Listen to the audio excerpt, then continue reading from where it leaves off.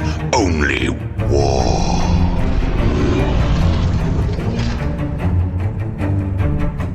What is up, gents? World top 40k player and a Recon Marine, Keevil, bringing you some 40k tactics with 11th edition. So today we're going to be going over the actual rules for charging, piling in, and consolidating. 11th edition is changing a lot, so there's a lot of tidbits in the competitive scene on how to get across the table and use the advantages of 11th edition rules to try and win more 40k games. So if you guys are new to the channel, appreciate you clicking on the video. We were #1 Grey Knight player in the world 3 years ago, #1 Chaos Space Marine player in the world 2 years ago, and #1 Death Guard player in the world last year. This year we're already #1 Ork player in the world. So talk about melee.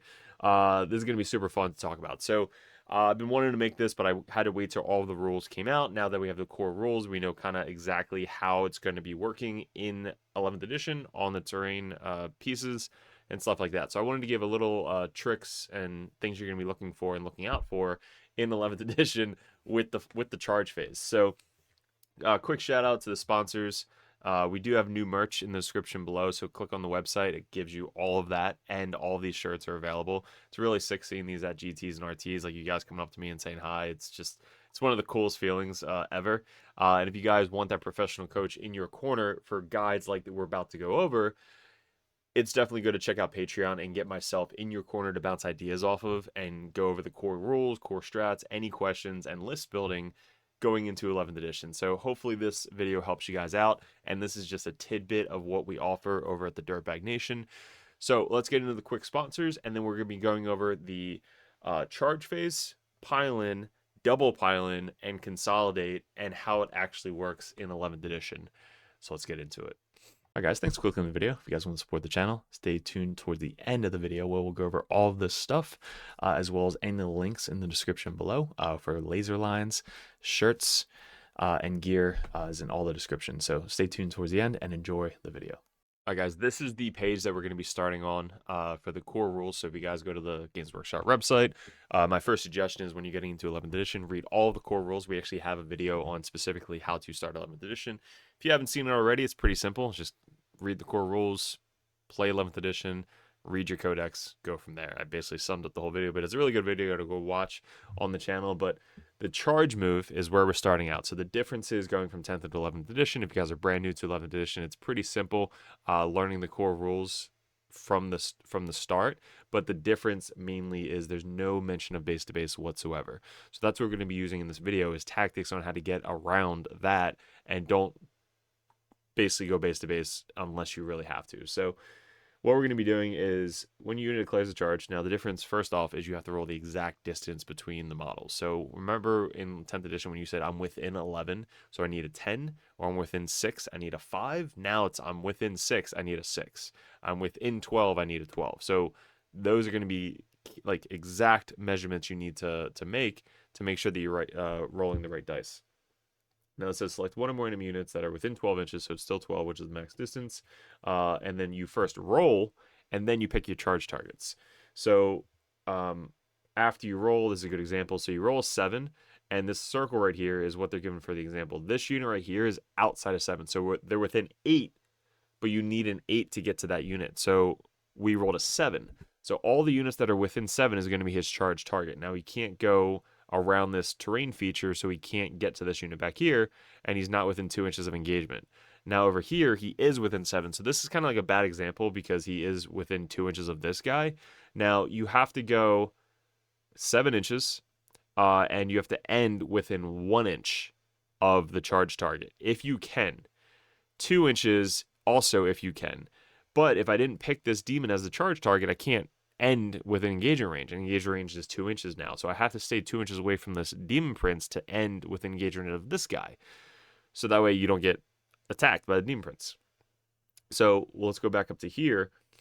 Each model that can end its move within 1 inches of one or more of the charged targets must do so. So that's the first thing, is you have to end within 1. Now you can still block out basing of the charged target to block the second rank of charges to landing within 1 inch. So that way you can land within 2 if you can, and then kind of consolidate in a different angle. That's kind of how the slingshot is going to work. We're going to make a separate video on that. Each model that can end its move engaged with one or more charged targets must do so. So you're picking your charged target. So if you have 3 targets in front of you and you only want one of them to be the charged target, you don't have to. If you can't land within 2 inches of that charge target, you can then end closer to that charge unit and essentially be able to pile into another unit as long as you stay in unit coherency, which is 9 inches now for 11th edition. So it's essentially the same, but now you don't have to be base to base. So you're not limited to just throwing all your models base to base and blocking out base to base models, because then those models can then still pile in, which we'll get into. That's coming up. After moving, your unit must be engaged with all of the charged targets. So if you pick one, you have to be within engage of one. And you cannot be engaged with one or more enemy units that are not a charged target. Again, this example is just a bad picture example for them. And then until the end of the turn, each model in your unit has the fight first ability. So on the charge, you have fight first. So this was the question with the counter charge. If you have heroic intervention, you gain fight first because you charged, which is cool. Yeah, so that's that. And then when it comes to start of the fight phase, once all of the charges are done, you then go into the pile-in step. So then the pile-in step, what a thing that you're going to be, we really figured out right away is all of your charges, you then do all of your pile-ins at once. So you and your opponent, right? Your opponent got charged by you, let's say 3 different units. All of your units then get to pile in first. So we're going to go over an example of how this is going to really benefit the attacking player. Because if I pile in 5 models, I could put the 4 models that are furthest forward past the charge target, kind of like consolidate 3 inches past them or pile in 3 inches past them while staying within the same distance of 1 inch or less. And then the one guy can pile in 3 and tag base to base with that model, for example. That way, on his pile-in, that one model cannot then pile in because he's already base-to-base. But my other three models that aren't base-to-base still can consolidate even further into either the enemy lines, onto an objective, into more models, whatever it may be. So that's the first thing we saw was not only do you have to stay 1 inch away and not base-to-base, is on the pile-in step, it's the same exact thing. So eligible if the fight phase, 1 or more enemy units that is engaged, made a charge move, or an overrun fight move, which we're going to get into as well. Select pile-in targets. If the unit is engaged, select every enemy unit that is engaged with. Otherwise, select 1 or more enemy units within 5 inches of your target. So you have to end within engagement range of the unit that you're already engaged with, because you can't go beyond that. And then you can pick other units that if you're within 5 inches of them, you can then engage them as well, as long as you are within engage of the same unit that you're already going into. Now, it's also saying you don't have to end model by model. It's units.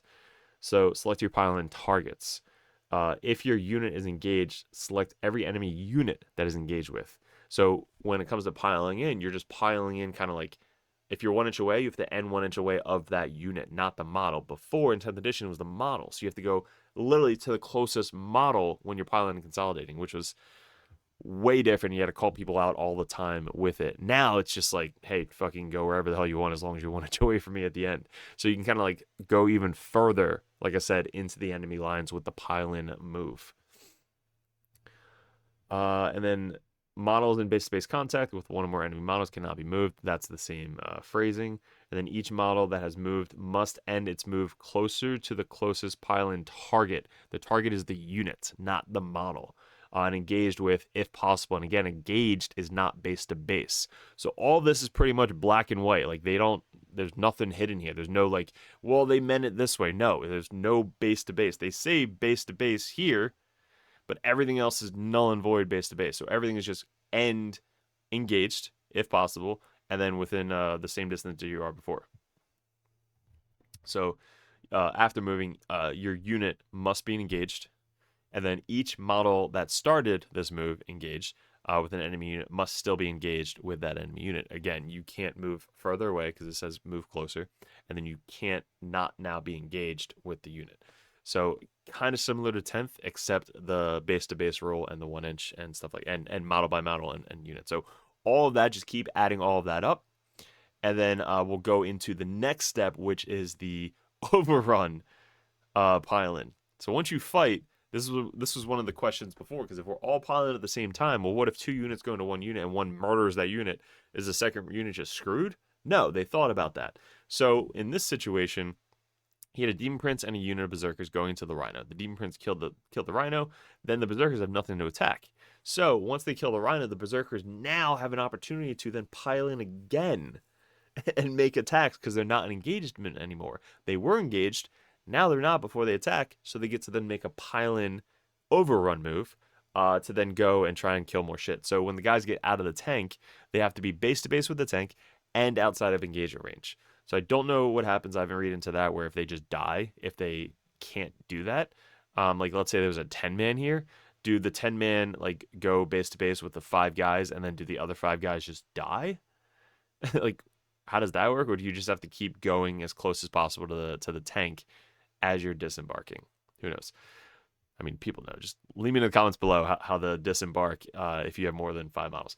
Now, they're outside of engagement range, but the Berserkers haven't attacked yet. So now the Berserkers then get to make an extra 3-inch pile-in move. So 2 pile-in moves in 1 fucking charge phase to then get into combat, which is engagement range is now 2 inches, into the new unit that they're now about to attack.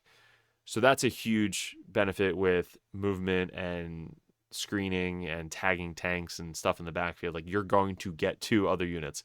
If you have units that have pile in and consolidate 6, it's freaking scary. We already did it in one of our live streams with the Chaos Space Marine Lord, Jump Back Lord. So the red player selects another fight first unit, which is the one that charged. The unit is unengaged, transport. So first step, unit make an overrun fight. First makes a pile-in move to engage the unit that it is. So I guess it's another pile-in move. So if you have a rule strat, now again, this could change, but if you have you make another pile-in move. So if you have a 6-inch pile-in, you make another 6-inch pile-in move. Right? So overrun. Unit is engaged, it's not a keyword, it's just the effect. So your unit can make 1 additional pile-in move. So you charge in whatever, you pile in 6, something else kills that unit, you then pile in 6 to another unit, so 8 inches away in engagement range, and then you can then fight that unit and then consolidate 6 if you have that as well. Insane. So that's the additional pile-in move, which we're going to go over in the example. And then consolidate essentially is the same as it was before. You go onto the objective, but the difference is when you're on an objective, since this entire base now, you can then consolidate anywhere onto that objective as long as you can't get an engagement range of another enemy unit. So let's say, for example, I'm fighting on the objective. I'm here. There's a unit in front of me that is the enemy unit, but they're outside of 5 inches where they consolidate. So what I'm going to do is I kill the unit that I'm engaged with. I'm going to consolidate backwards onto the objective. Before, you would have consolidated to the center of the objective. That was dumb. Now you can just consolidate anywhere 3 inches on that terrain feature. So now you can consolidate 3 inches back. If you ever consolidate 6, you're just going 6 inches back in the terrain feature for, hopefully getting out of range of other shots with hidden stuff like that. And now the charge target for the enemy in front of you is now 6 inches further. So that's also a huge change with consolidate. But consolidate, the engagement range is huge. So now instead of being within 4 inches, you have to be within 5 inches, like 10th edition to 11th edition. So if you can pile in 3 and get engagement range of another unit, you have to. So engagement if possible. And it's on a model by model basis. So for you to make a consolidate move, you have to move one of your models into engagement range. If you don't move at all, you don't have to move. It's the same thing. But you can't move backwards onto an objective if you can get into combat with a enemy unit. So all that is essentially the same. And then end of the fight phase. So also if you tag another unit, see like this guy, he can't land within engagement range of these guys. All right, so it looks like it's not within engagement range. They changed it to 3 inches specifically. So to pick this one, like if you're already engaged with somebody, you have to end within that same engagement range.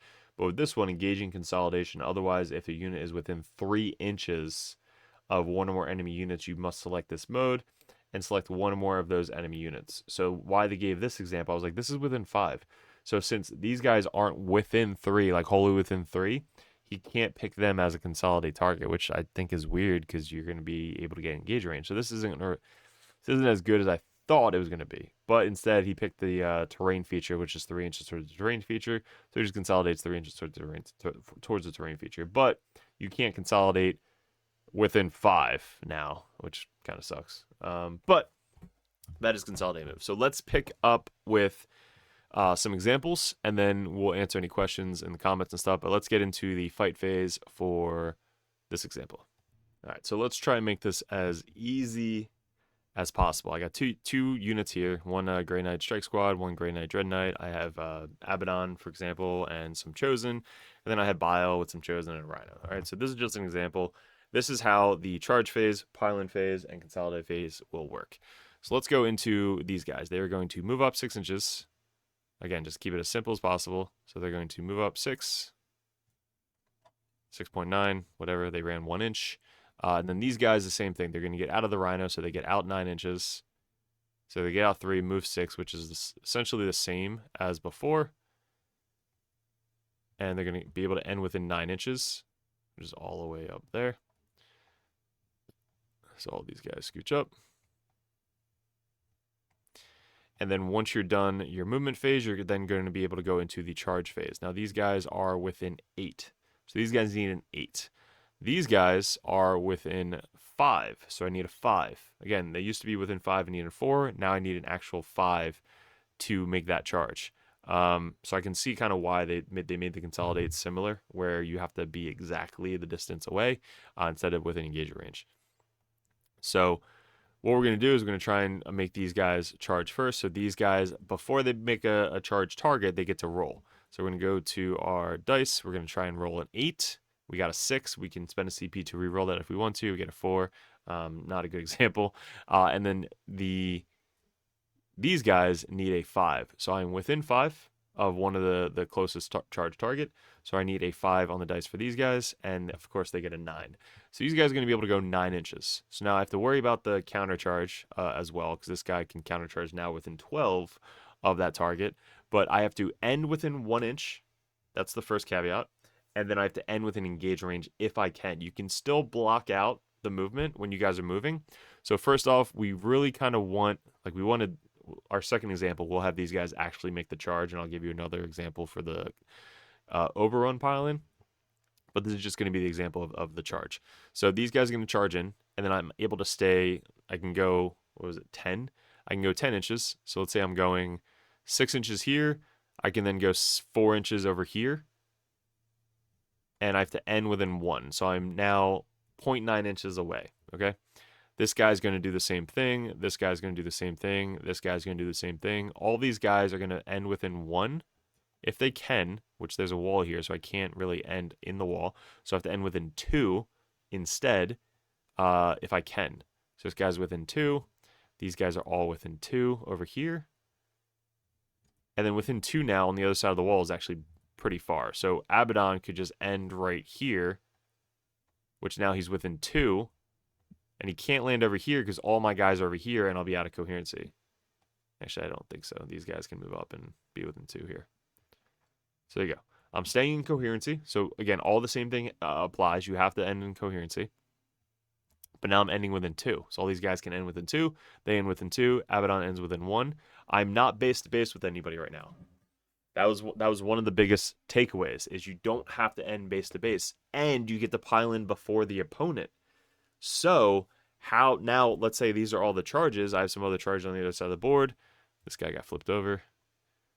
So now I then get to pile in before my opponent. If he doesn't countercharge me, let's say he doesn't want to countercharge me because he doesn't want Abaddon to go into him, because he essentially would end there, and then Abaddon can, like, maybe Abaddon won't be able to get in there. Whatever. So he doesn't countercharge, so he's back there. These guys now get to pile in 3. So they're going to pile in 3. They have to stay within the same distance as they are now of the unit or closer. So for example, these guys are 1.5. So this guy has to end 1.5 or closer with the pile-in step. And same with these guys. So these guys are within 0.9, so have to end within 0.9. But it's not the model, it's the unit. So this guy's going to go 3 inches this way. This guy's going to go 3 inches this way. This guy's just going to go kind of sideways. All these guys are going to go sideways. I can base now if I really wanted to. So like this guy can base these 2 guys. This guy can base these 2 guys. This guy can pile in 3 and base that guy. So all these guys are based now because I pile in first. And now Abaddon is free to kind of just move 3 inches, not having to base over here. So he's still not based. So that's an example of me having to like move her around, and I'm basing as I pile in for people that don't want to move. Now he can't move. I can still move. I'm still within coherency, 9 inches. So I'm still well within 9 inches of my unit. So now, boom, that's a legal charge. Then you go to the fight phase. Let's say we wipe out this entire unit, so this whole unit dies. And after this unit dies, then the consolidate step happens. So I'm not within 3 inches of this guy, so I can't choose him as a consolidate. So that leaves me with 3 inches of an objective marker, which is this objective marker. So now I can pile in 3 inches backwards towards this if I can land on it. So this guy can go here. Now I can go, I can go anywhere. So this guy can go here.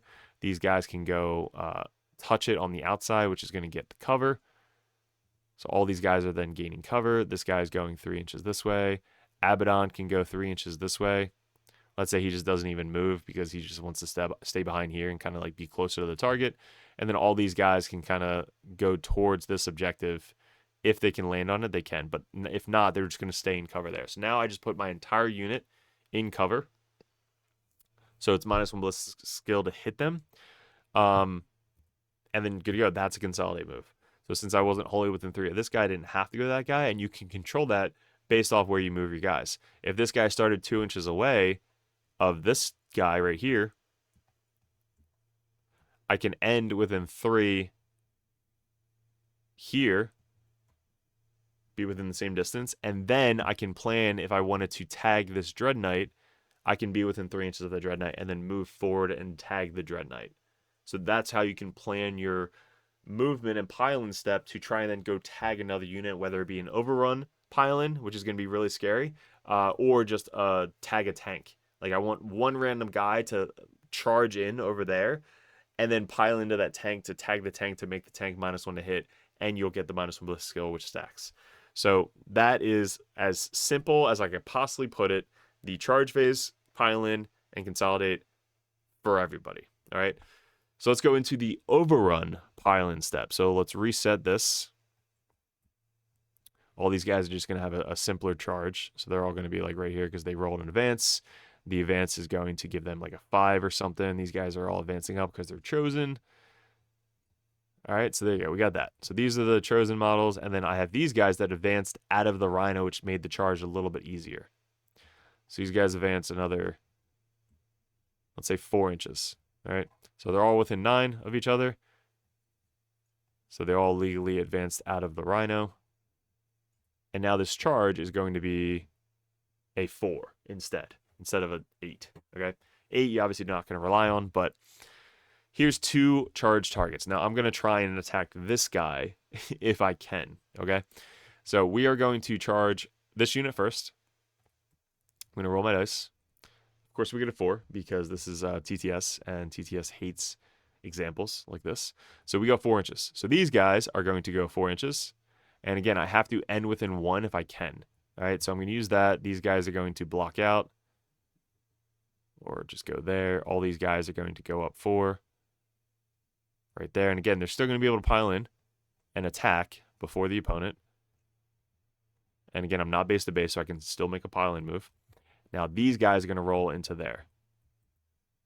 Let's say this guy's a little bit further back. Okay. So let's roll. Dude, I swear, dude. Every time on TTS. Doesn't matter what I'm doing. Watch my Custodes video on TTS. It was fucking dreadful. All right, so I get 4. So I'm going to move up, be 1 inch away. These guys can't be within 1 inch because of the wall. So they're all just going to kind of like move in. They're going to block Abaddon a little bit. Abaddon can go 4 inches right here. He has to end within 2 because of the rule. So it's 1 inch or 2 inch. So 1 inch if you can. And if you can't 1 inch, 2 inch if you can. If you can't 2 inch, then you can go like closer to the charge target. So that is the charge phase. I'm not base to base again. So now this unit we're going to pile in. So this unit's going to pile in. He's going to pile in 3 right there. He's going to tag these 2 guys. Bile's going to pile in closer. These guys are going to pile in closer. We can tag these 2 guys. This guy's going to pile in 3 on the other side here, not tag. And then all these guys are going to pile in 3 to get within 2 so they can get a bunch of attacks into this unit right here. Now, that's the first pile in. Now I have to pile in all my guys. So Abaddon then is going to pile in 3 this way. He started 1.9 inches away. So he's now 1.6. 2. So there you go. He's 1.8 inches away. So that's a legal charge. Now this guy's 4.3. So if I would have rolled a little bit higher, he would have been within range, but he's not. So let's just, again, for example purposes, he's within 3 inches right there. Okay. So now all these guys, again, same thing. We can pile in 3. This guy can pile in 3. Like that. All these guys not going base to base, ending closer. This guy could go base to base just to keep him from moving. And then all these guys, again, just pile in 3 and get these guys into combat. Okay. So there's an example of options. This is the slingshot, or the new slingshot of this. So here we go. Bile's unit goes to attack first. And this is without him, because he doesn't want to countercharge Abaddon. He's just going to die. So these guys go in first. They kill all of these dudes pretty easily, because it's a 10-man chosen break with Bile. Now, once they're done, I then get to get a second pile-in move, because these guys are not engaged with anybody anymore. They only had 1 engagement. That was now dead. So now they are unengaged. And since they were engaged at the beginning of the fight phase, they can then make a pile-in move on top of that. So we're now going to make a second pile-in move, which Abaddon now can move 3 inches. All of these guys can move 3 inches. 3 inches. 3 inches. And all these guys move 3 inches. And I want to kind of keep some closer to this terrain feature, so that way when I do choose to pile backwards, I have to stay within 9, which is. So if I choose to pile backwards after this guy dies, if he does, I have an option to move backwards towards this terrain feature. Okay, so that is a successful double pile-in, the overrun pile-in, to then go attack another unit, kind of like a slingshot before. This is like a great example of another slingshot example, except in 11th edition, and you get extra movement. Because I only rolled a 4 on the charge, but I got 6 extra movement with the double pile-ins. So you're getting a lot more pile-in moves, or inches, across the table to get into other enemy units. So for this example, Abaddon, and this guy's not within 2, this guy is within 2, and this guy's within 2. So I have Abaddon and 2 chosen within engagement range of this guy, which potentially could kill him. You know, Abaddon maybe rolls high, he fails his 4-up and 1 saves. Now, Abaddon, let's say he kills this guy. There's now nobody within 3 inches of Abaddon's unit. I then am able to move 3 inches back onto this terrain feature back here. So this guy is going to move 3 inches there. All of these guys are going to move 3 inches to try and gain cover. Now I have to move closer, which is like right there. I am within, 4 inches? If I move there, I'm within 3.5. So these guys can move closer like this way. These guys can move onto this terrain feature there. Abaddon could technically stay where he is, and this guy can stay where this is. So this is the only guy that didn't get in combat. So hopefully this guy doesn't get shot by the entire army. If not, you're going to have to end close. Oh, consolidate. These guys can consolidate. So these guys will consolidate back, get out of the way of Abaddon's unit, right? So they go wherever the fuck they want. And then these guys can then pile in from there to there and stay within coherency. These guys have to stay within 9 of Abaddon, which they are. So now this is a successful consolidate after the fight phase. Everybody getting into the terrain. So now they're all within the terrain and 2 inches of each other. And within 9 inches of the whole unit. So that is an example of just consolidate after the fact. And they all within terrain features, so they all get the benefit of cover, which is the -1 ballistic skill. So hopefully that's as simple as I possibly can make it, guys. To try and get easy charges, piles in, and consolidates. Now, if you tag another unit, that unit then can still pile in, but they cannot consolidate. So how it was worded to me when I was playing was, if you pile into these guys and you already attacked, let's say you consolidated in. So I already attacked, this guy consolidated into this dreadnought just to tie him up. The dreadnought still gets to make a overrun pile in, which he can then move up 3 inches and closer to the unit, which he now is. He then gets to fight, and then he can't consolidate because consolidate is past that step already. We're already past the consolidate step because we're consolidated into you. But you still get to pile in and fight me. You get to overrun pile in, but you don't get to consolidate. So as a defender, you can still pile in and get a little bit extra movement, attack, and then you can't consolidate, but at least you're getting extra movement and extra attacks. So, at least that's how it was worded to me. So somebody let me know in the comments below how it was. But that is an example, guys, of the easiest way I can give the charge, pile in, and consolidate, and overrun, pile in, and consolidate in 11th edition. So let's wrap this up. All right, so if there's anything I missed or forgot about, let me know in the comments below. But let me know what you liked about the video, anything that I can improve. Head over to the merch shop to get any of these logos up on a t-shirt for RTTs or GTs. And if you want that professional coach in your corner to learn stuff like this or ask questions about this, that's what the Patreon page is all about. So guys, I really appreciate it. Good luck. Super excited for 11th edition. I hope you guys are as well. And hopefully these tactics and rules, if you like stuff like this, subscribe, join the channel, join the Dirtbag Nation, because a lot more stuff like this is going to be coming out for 11th edition. Appreciate it. Good luck. And we'll see you in another video soon. All right, guys, thanks for sticking towards the end of the video. If you guys want to support the channel, all the links in the description below, which we'll go over. But these right here, we have 3D prints of Cypher, Tech Priest, Phobo Libby, Combi Libby, Lieutenant, Calidus, Codiez, and the Lord of Contagion. All those are up for sale. Message me on Discord. All these widgets, the 6-inch, 2-inch, 3-inch, 1-inch, they pop out. Those are up for sale. The 9-inch widget, the 1 CP token, where you guys can keep track of the CP every single game. The token markers for Chaos and Grey Knights, they're poker chips. Those are really good for sticky objectives. And then also the wound gauges and the fuck you and fuck me tokens are up for sale as well. And we have a new sponsor, Snot Goblin Terrain. They are really, really cool. What's great about them is you can customize them for any layout. So if you run a Games Workshop layout, or if you run WTC layout, you can run it that way. And the best part, it's super hard plastic, not going to break on you.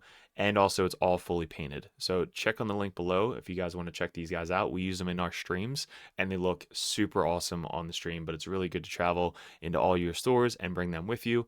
So check those guys out. Then we still have 3D6 Wargaming, where if you guys want some custom templates, you guys can click on these. And then our new and improved Rexar lasers, laser lights with the Dirtbag logo on them. These guys are at a lot of local GTs, especially in the Texas area, but these lines are, or these lasers are rechargeable.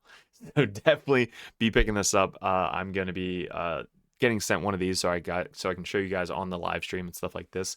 But you guys get the Dirtbags and the lasers rechargeable, so highly recommend the Rexar lasers in the description below. Look at this. Look at that line. It is so good. And it's rechargeable. At the top, it's got the USB. Just plug it right in. Good to go. This shit is legit. And lastly, guys, the merch store. This I love seeing at GTs. When you see it across the room, you see your own logo, which is so cool. It's the red, white, and blue. We have the hats as well. They're all flex fit with the Dirtbags logo on the back. I just love wearing backwards hats. But all of these are available in the Printify shop. It's print to order, so you can get all these shirts, different sizes, different colors. We also have the old school stuff. We have the Nurgling. We have mugs, which you can fit your entire hand in, and some of the Grey Knight logos as well. So let me know what I'm missing. You can message me on Discord, but stay tuned. If you guys are interested in the Patreon, that'll come up last. So appreciate it, guys, and let's keep it going.